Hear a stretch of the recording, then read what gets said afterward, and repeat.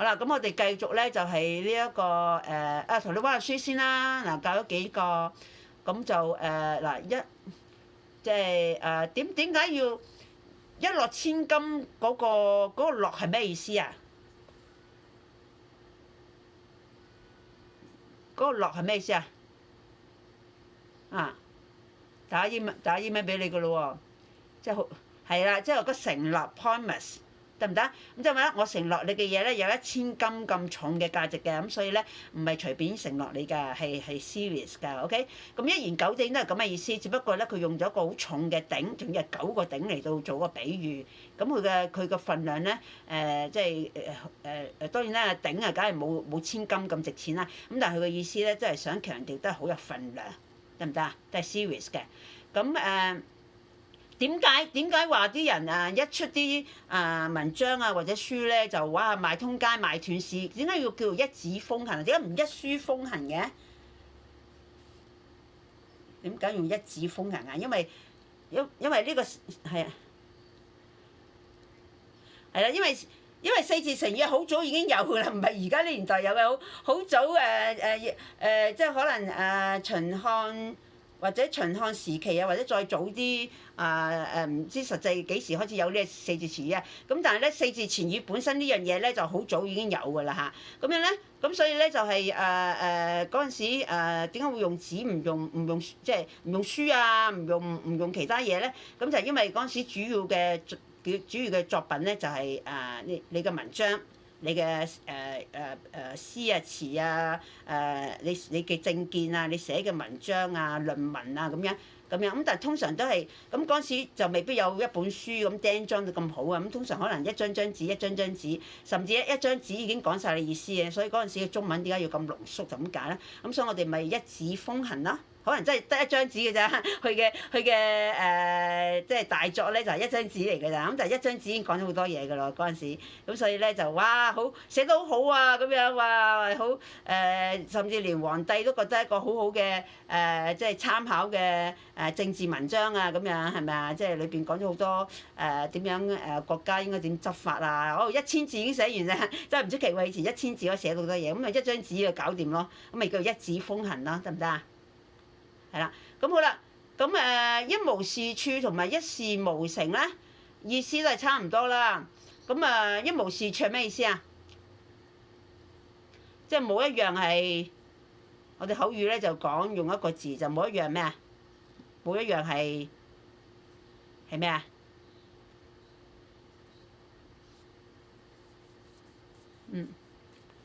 做咗係點啊？個結果係點㗎？俾人哋覺得你嗰個你係啦，即係冇嘢好係咪？冇嘢掂。我哋口語就叫佢話你又冇樣好嘅，冇樣掂嘅。或者有時我哋用飯即係有冇聽過人哋話哇佢飯掂嘅，即係話即係佢succeed in any area，OK？咁就個飯掂啦。咁冇飯掂啊，即係話咧fail in any sphere，any area 得唔得啊？咁就冇樣掂，飯掂。咁所以口語都好濃縮㗎。飯掂，即係succeed in all areas，OK？冇飯掂咧就 fail in all areas，得唔得啊？係啦，即係通常飯同冇飯咧，即係包括啲咩咧？即係譬如可能結婚又唔得，拍拖又失戀，結婚又離婚，做嘢又俾人炒魷魚，即係唔使話好即係咁樣就已經話佢飯唔掂㗎啦，係啊。咁如果飯掂咧，就係話佢哇佢做樣嘢都掂㗎喎，飯都掂㗎喎，即係唱歌又得，做戲又得，出書又得，演講又得，咁就叫飯掂啊，得唔得啊？咁當然都有好多飯唔掂嘅，只不過即係話已經有呢幾飯咁重要嘅，唔係個個人得嘅嘢佢都得啦，咁即係已經都好掂㗎啦，好叻㗎啦，得唔得？我哋用個掂咋，我哋好多時都話人叻咧，哇你好掂啊，你好叻啊，得唔得？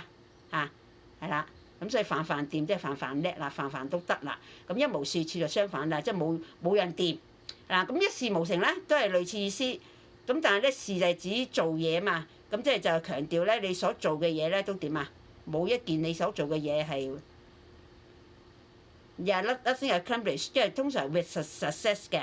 因為我哋華人都好得意嘅，我哋華人睇人做嘢咧就唔係去因為佢嘅努力啊或者佢 try 過嘅，即係西方人士就it's okay only if you try only if you don't give up only if you 即係contribute 或者 you have pay effort。即係西方人士就覺得就夠㗎啦，係咪啊？佢就唔會話你一事無成，佢唔會睇結果。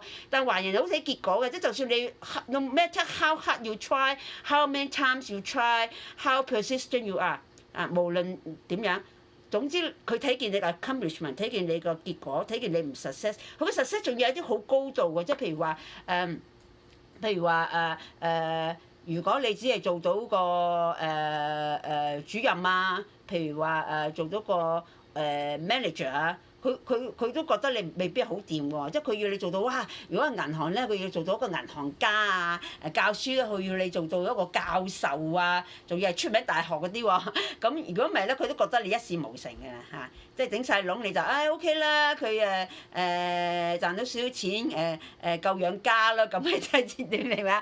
即係如果有錢養得起屋企人都只不過係勉強合格嘅，可以啦，即係養到頭家啦，唔會餓死老婆啦，即係頂晒籠係咁嘅啫喎，即係有少少錢剩即係間唔中去一次旅行咁啦，咁嘅啫喎，啲評價係咁嘅啫喎，唔會話佢話哇佢好好啊即係有份好穩定嘅工作咁樣就又有樓又有車，跟住咧又假期又同啲屋企人去玩，即係呢個對西方人士覺得已經好好咧，對我哋嚟講好基本嘅啫喎，知唔知啊？即係如果你能夠即係供得起樓啊，唔使瞓街啊，即係唔使俾人哋逼租啊，有錢交租啊咁啊係基本嘅啫喎，咁但係咧即係你要即係就算譬如當你教書啦，如果你係一個主任級㗎啦，已經係嘛一個做行政㗎啦。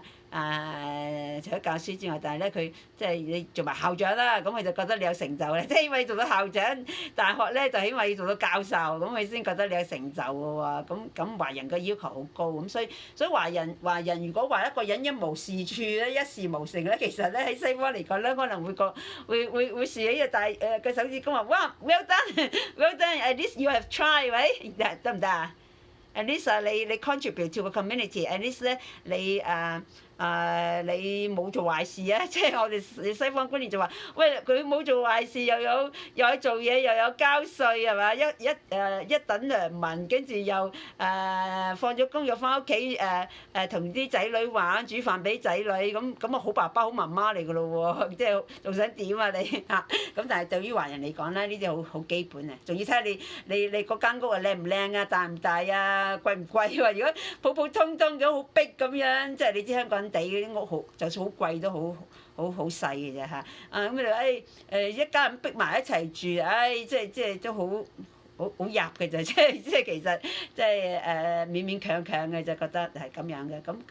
咁所以咧，如果喺華人嘅觀念裏邊咧，就係一無是處都唔係好差。咁當然啦，如果你要用一無是處咧，即係你好強調咧喺你嘅心目中呢個人係冇樣嘢掂。估物論你標準係咪高？總之喺你眼中咧，呢個人冇樣嘢掂，呢個人咧冇樣事情做得成功，咁係好 humiliating 嘅 comment 嚟嘅，好 insulting 嘅comment 嚟嘅，即係如果係西人聽見咧，佢又唔覺得有咩問題嘅，try my best 咁就 OK 咯，佢覺得。但係如果喺華人咧譬如一個華人父母話啲華人仔女咁樣咧，就好傷害。咁所以點解啲好多華人咧喺成長裏邊咧都好受父母傷害嘅，就係因為個標準咁高，咁生活環境又通常都好競爭好大，咁所以咧就通常都好受傷嘅嚇，即係嗰個唔係咁樂觀咁開心啲人嚟嘅嚇。咁樣啦，佢哋啲開心咪其實好表面嘅，即係話譬如好似香港咁樣開心指數幾高，其實只係好表面，就係因為即係起碼佢哋以前嚟講咧，就想講乜都得，有自由，去邊度都得，又有自由。咁而家冇啦，咁而家啲開心指數應該係低咗，但係香港嘅開心指數咧，以前咧一直都好高咧，即係純粹都只不過係因為佢哋中意講乜就講乜，做乜就做乜，就係想食乜又有得食，咁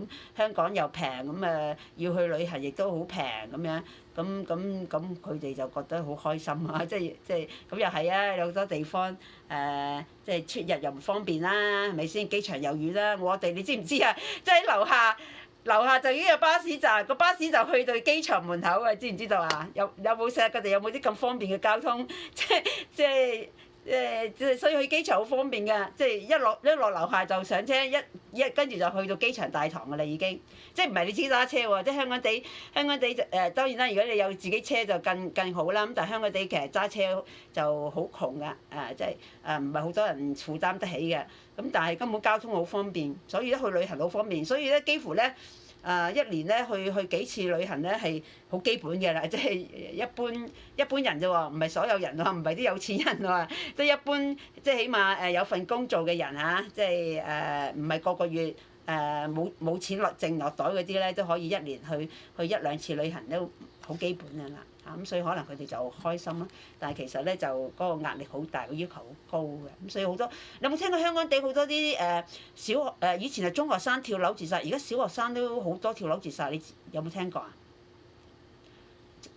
就係咁嘅原因啦，就係因為佢哋壓力好大咯。